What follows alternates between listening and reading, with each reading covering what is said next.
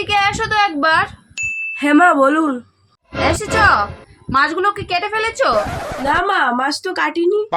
এই ধরো ফিতে। ফিতে? ফিতে দিয়ে কি হবে?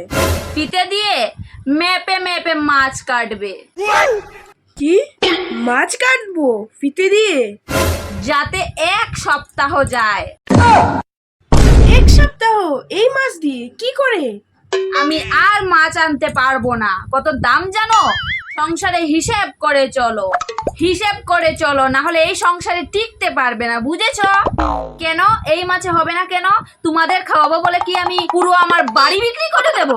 আর শোনো, তরকারিতে নুন ঝাল একটু বেশি করে দেবে, যাতে তরকারি কম লাগে। জানো বাজারের সবজির দাম কত? এটা তো জানবে না। খরচা কমাও, খরচা কমাও, বেশি খরচা করো না। যাও রান্না করো গিয়ে, যেরকম বলেছি সেরকমটাই করবে।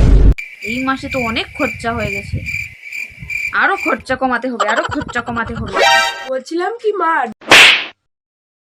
ডাল তো ফুরিয়ে গেছে, ডাল আনতে হবে মা। কি? ডাল ফুরিয়ে গেছে? এই তো সেদিন আনলাম ডাল, কই দেখি তো। দেখুন। এত ডাল রেখে তুমি বলছো ডাল নেই? কি? এটুকু ডাল দিয়ে কি করে রান্না করব? ডাল নেই? অলক্ষীদের মতো সবসময় শুধু নেই নেই নেই নেই কেন বলো? এই ডাল দিয়েই ডাল হবে। আমি শিখিয়ে দিচ্ছি তোমাকে কিরকম বানাতে হয়। এত বড় বাটি নেবে, ওটার মধ্যে এইটুকুনি ডাল নেবে, আর ওই ডালে 1 কলস জল ঢালবে, আর নুন হলুদ দেবে বেশি করে, তাহলেই হয়ে যাবে ডাল। এবার হয়েছে?